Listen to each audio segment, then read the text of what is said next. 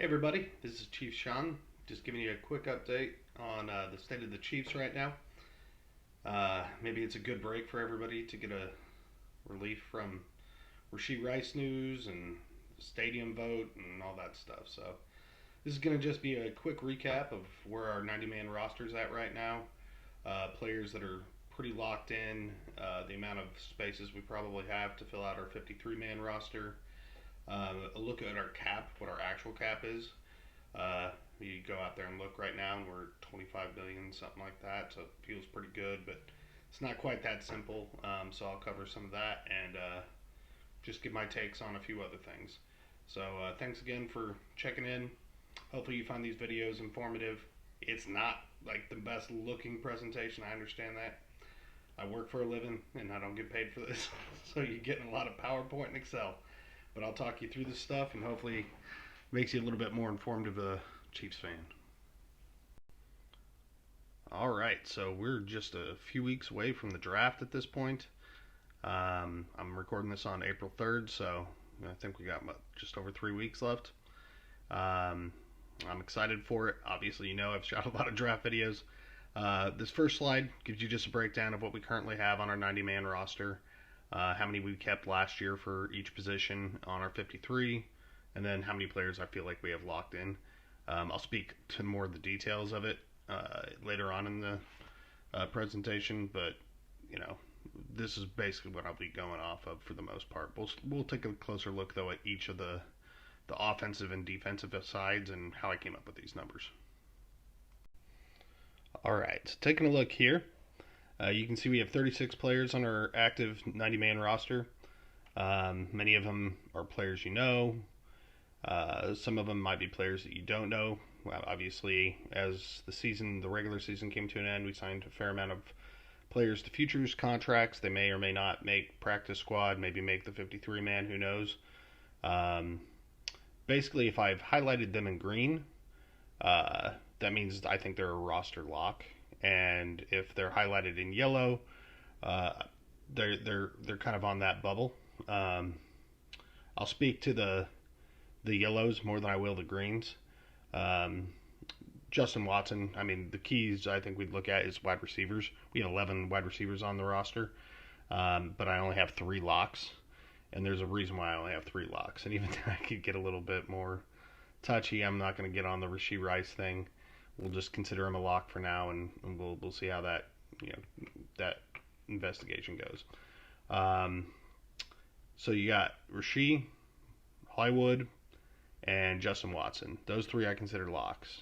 Kadarius Toney, he's an interesting one because there's virtually no reason to cut him because of it's just all dead cap. We will get no cap savings whatsoever for cutting him.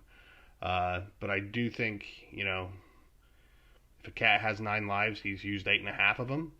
So, if he pushes boundaries when it comes time for training camp, I could see him potentially being a cut and we move on. But there is a lot of opportunity with the new rule changes on kickoffs. And then, we just don't have the best wide receiver room or a lot of spending room to really bring in a lot of other guys. So, I would think on paper, Kadarius should stay on the team. We'll just have to wait and see how, if he's going to make the most of his opportunity to, get back on the Chiefs' good graces. Sky Moore, he's kind of got the opposite problem. Maybe he has untapped potential that we just haven't seen, but his performance he regressed in his second season. If we bring in a couple of stud rookie wide receivers, he could be on the outside looking in potentially. I mean, there's a little bit of cap savings if we actually cut him, and not as much of a cap hit. And this is all post June 6 cuts if that was the case, but he's definitely going to have his work cut out for him. He needs to show up in training camp, which he actually usually does. He's a hard worker. He's a great guy. I think Chiefs Kingdom as a person loves him. We just need to see that performance out of him. And then the other guy I have in the wide receiver room is Justin Ross. I mean, he's still a toss-up. He was last year's Darling.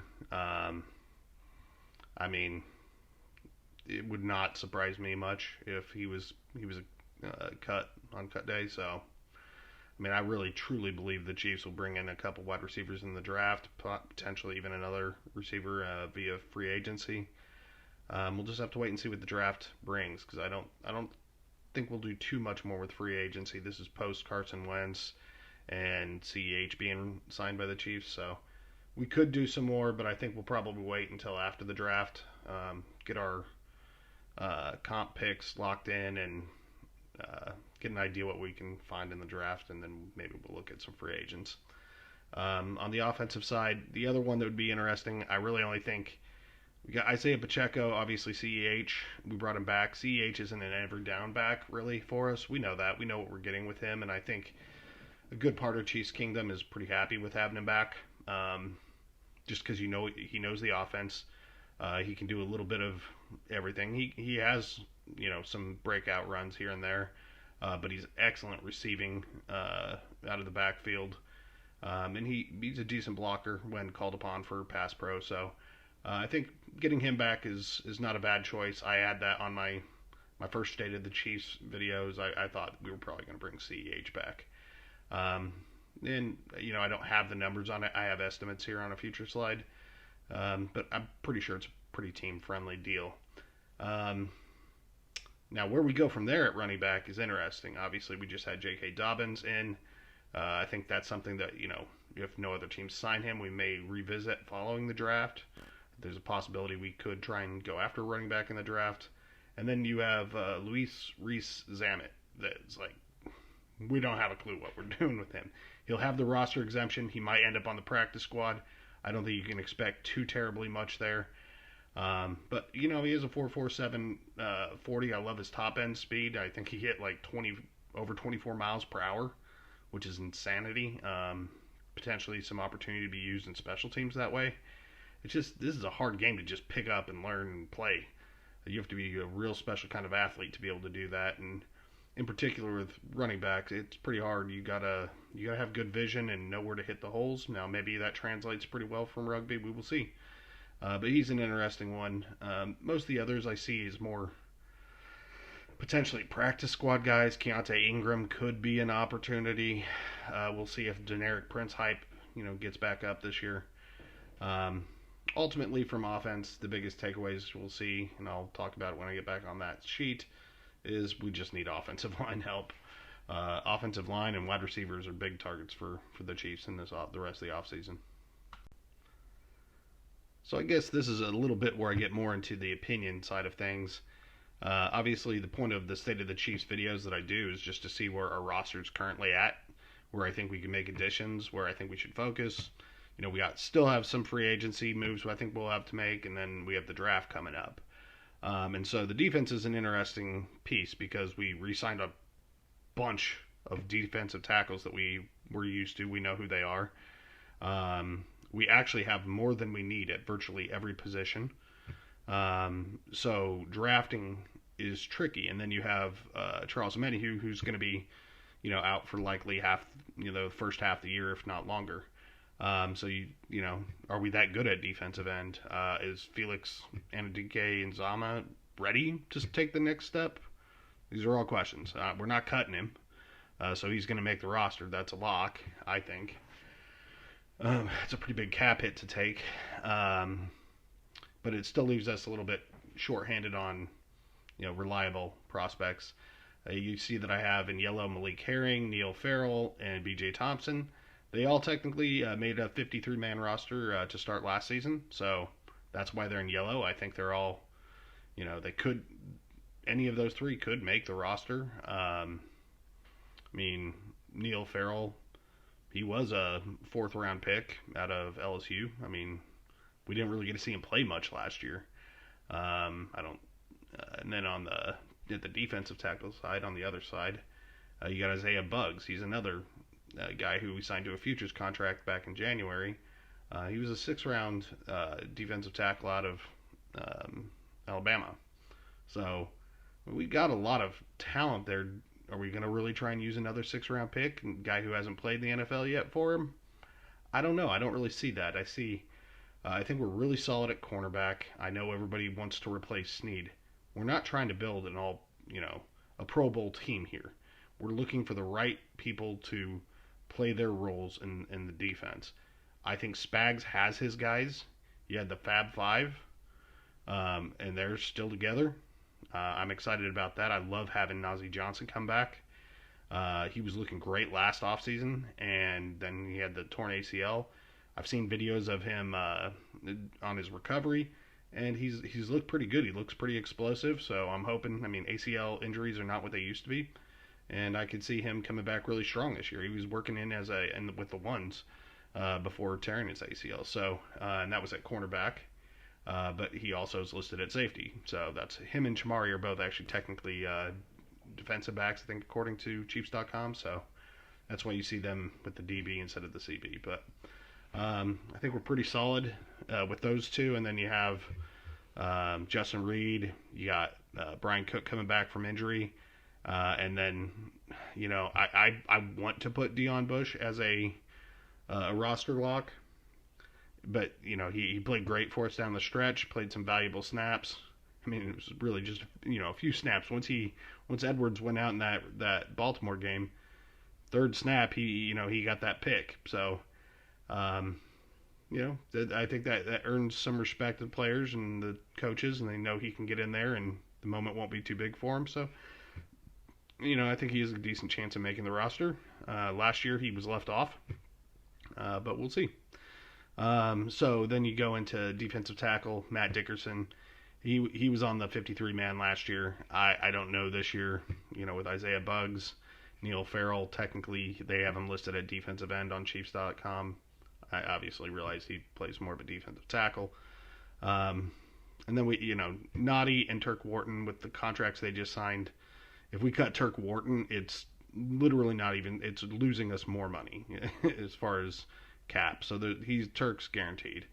Noddy, I mean, you could have a little bit of savings, but we're not trying to cut him either. So, I mean, that's three defensive tackles. Menahue kind of can plug in and out when he gets back. We'll see. I think Mike Pinnell potentially within that. So I just don't. I've seen a lot of mock drafts having us take a defensive tackle. I'd love Sweat from Texas. That'd be awesome. That'd just be fun. But I just don't see how that's the best value for what the Chiefs are really going to be looking for. Moving down to linebackers, that one's a little more interesting to me. Nick Bolton, Drew Tranquil, Leo Chenal. I love all those guys. It's good. We're going to miss Willie Gay. There's no doubt about it, that athleticism. But there were some things he had, weaknesses that would show up from time to time with him. We don't have anybody that can fill in for that from my personal standpoint. Jack Cochran did a great job last year filling in Green Bay. There's a good chance I could see him making the roster, but, it's not a lock.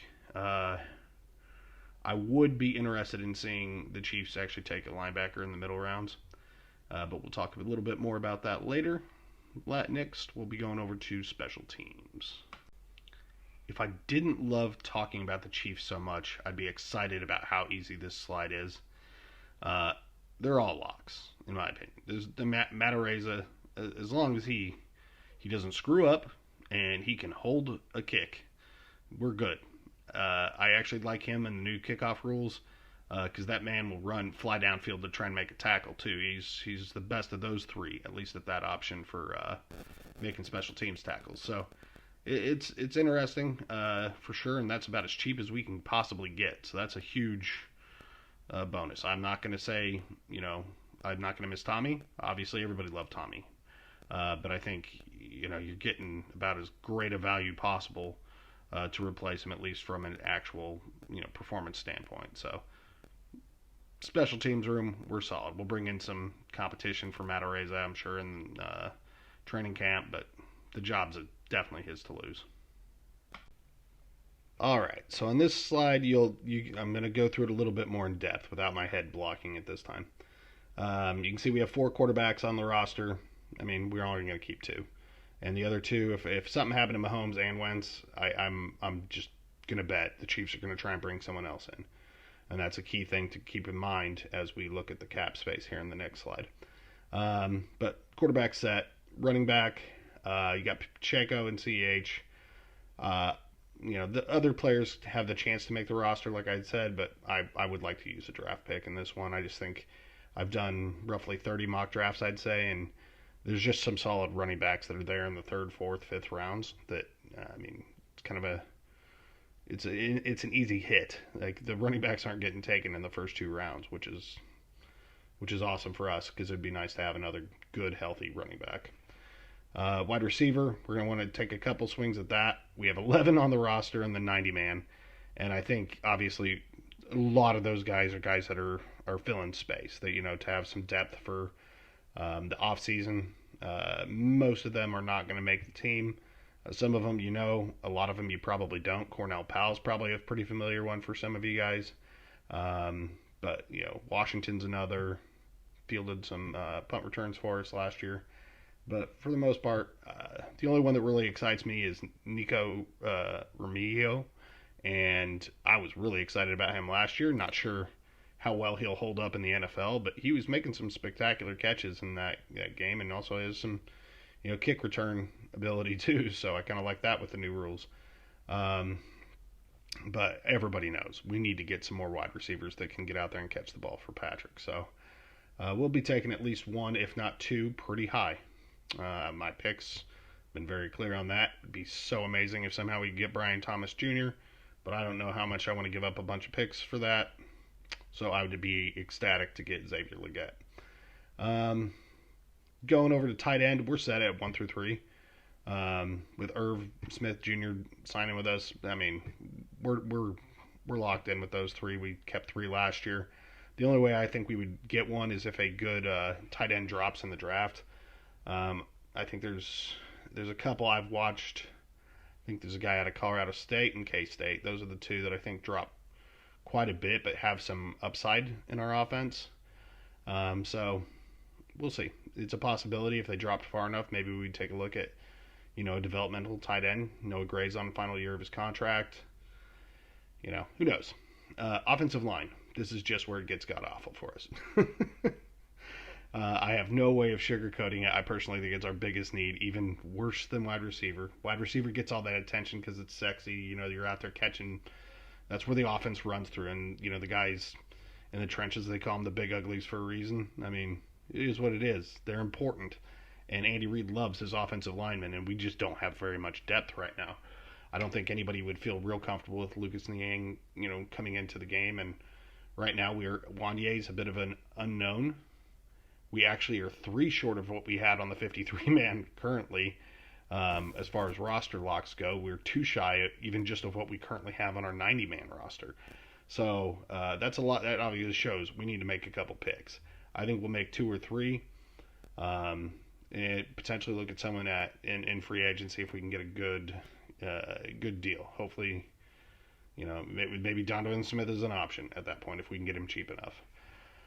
But hopefully we can get someone in the draft. But you got to look also. We got Creed that is on the last year of his contract. Trey Smith is on the last year of his contract.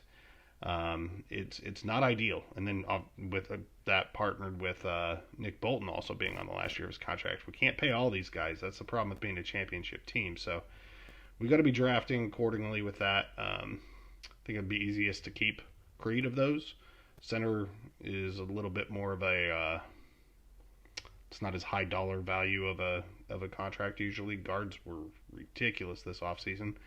So that's a little bit more scary about our ability to keep Trey Smith. But hopefully we can make that happen. But I would like to bring in some extra depth, people that could potentially make the roster and be ready next year, in case that's not the case. Going down, defensive end, I talked pretty heavily about it when we were going on the defensive slide. I just am ecstatic that we have Karlaftis. FAU is too much of an unknown. He had a really great play in the Super Bowl. A couple good plays throughout, in his rare chances to get in. I think he had a couple good ones against the Chargers. But, not a lot. He flashed a few times, but, not what we want to see from a rookie. I think that's more of an opportunities than it is anything. Mike Dana had a great year. We had a lot of depth, and it just wasn't a lot of opportunity for him, to get out there and show what he can do and keep developing. So hopefully he does a lot in this offseason and really improves, and it'll be more of a moot point. But after that, it just gets interesting. We have a lot of guys we brought in on pretty minor trades, and some familiar faces like Malik Herring. So we'll just have to see. It's a potential pick, but I don't see us taking a defensive end and a defensive tackle. You can see I have locks, 3 of them. We kept 5 last year, but I think if you actually look at those lists, there's 2 believable people for both defensive end and defensive tackle that could make the team without us drafting them. So, take with that what you will. Linebackers, we kept 6 last year. That's a very high number. I don't necessarily think we'll keep 6 again this year, but it just gives us a baseline to go off of. I love our 3. After that, it gets a little bit murkier. Love to see us get another talented guy. I like Jeremiah Trotter Jr. out of Clemson. If we could get him if he falls enough. But that's just my take. I'd like to get an athletic guy in there. You're not going to replace Willie Gay, but somebody that could try at least and can spell some of the guys when we have injuries. We had a fair amount of injuries last year at linebacker, so I'd like a little more depth. Like I said, cornerback and defensive back are really stacked. We have 5 already, there that I consider locks. Now, maybe not everybody considers Najee Johnson a lock, but before he got injured, he was with the ones, and he also was the number 1 gunner on the team the previous year. So I think he's in good shape as long as he stays healthy, which I think he'll do. We're pretty solid at cornerback and defensive back. Safety, love having Reed and Cook. You got Najee and Chamari can both go back there as well, and then Bush. And that's quite a bit of depth at safety. I just don't even see if a great safety drops to us. I just don't see us taking anything. We're sure as heck not prioritizing in free agency. And then, closing it out, we're solid at special teams. So, what does that get us? Well, we have 73 players on our current 90-man. You're going to keep 53 basically to start the season, put the rest on practice squad. And with my roster locks, that leaves us with 38 right now. So that leaves 15 roster spots that we can get from people that we have, that we can go out and get in free agency, that we can get via the draft, or that are on our current roster. We only have 7 picks, so if you pretend that all 7 of those players make the team, that leaves 8 that we can keep from within our team and through free agency. So, gives you a bit of an idea. Now for the bad news. So this is where it gets a little bit more interesting. You can see right there is a direct screen grab from over the cap. And you can see, everybody's like, yeah, we have $25 million to spend in free agency. No, we do not. Unfortunately, I hate to be the bearer of that bad news. And some of this has to involve estimates because it just the details of their signings haven't been used. I took our current cap situation, what it says on over the cap. I subtracted Wentz's contract, what I'm estimating, and it could be higher than that. Between him and CEH's, they're both estimates I used. Wentz I used based off of what we had last year. CEH I used off of basically what Jet got last year. Those are estimates. It's the best we can do until the final numbers are released. Probably somewhere in the $3,600 range, though, if between the 2 of them. My guess. Could have some incentives, and that's where I come up with that. Rookies, I am a little bit conservative on this. They say, save about $7.5 million, I think, for rookie signings. I don't know how much, those rates have gone up year over year, and then I just like to build a little bit of buffer in there. Once we cut down to the 53-man, you're going to have some players that are cut, that are dead cap, so they're still counting against our cap, and then, we're going to have to add in 2 additional people, so that's about $2 million right there, that will be added overall to our cap. So, overall, once you complete all those things, it brings us down to about $10,800,000 of free cap that we have to go make our splash free agent signing. So when people are talking about Odell Beckham Jr., bringing him in here, I think that's just, it'd be kind of crazy. I don't see him coming in for cheaper than what Hollywood took. and he's not ring chasing. He does want to play for competitors, but he still wants to get paid too. So I don't see that happening. I think it's more like Donovan Smith, maybe J.K. Dobbins on an incentive-laden deal, and then we hold on to some just in case there's some injuries and some trades we want to make in the middle of the season. So it's not an exciting news thing for you, but that's just my own personal take and a little bit more realistic look at where we're actually at and what Brett is working with. As far as the draft goes, this is where I look at like the positions of need. Is running back a need? I kind of think it is. I mean, if at the beginning of last year, if I'd have told you we're going into 2024 and we're going to have Pacheco and CEH, and that's only running backs we're really going to have on our roster, you would not be excited. I would love to get a mid round pick running back because they're just so talented. There's some really talented ones that are out there. Running backs just don't get the premium draft slots that they used to. I like Isaac Guerendo from Louisville, but there's some other really good ones too. We'll just have to wait and see if the Chiefs look at that. I mean, they often do look at their board and look at who they have the highest, draft spot on, and they'll make their picks based off of that. Wide receivers, I'd like to see two. In a dream scenario, we get Xavier Legette and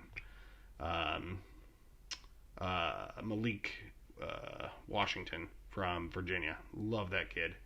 A lot of people are high on McCaffrey. He does fall quite a bit in the mock drafts. I don't know if he'll fall that much in real life. It's kind of hard to say. Those mock drafts are only so valuable. And then I've talked about the tight end situation already. Offensive line. There's I want us to make a couple picks. I think we can get a kid out of Illinois in the 6th or 7th round. That's what I've been doing in almost all my mocks. And then the first, unless somebody falls really well that I like Fautanu in the first if he was available. But then we'd have to trade up and get Xavier Legette for my liking. And then I love Kieran Amagaji. So that'd be a cool offensive tackle pick if we could get him. And he could be more in the second round range too. So it's possible to get both those players. Defensive end.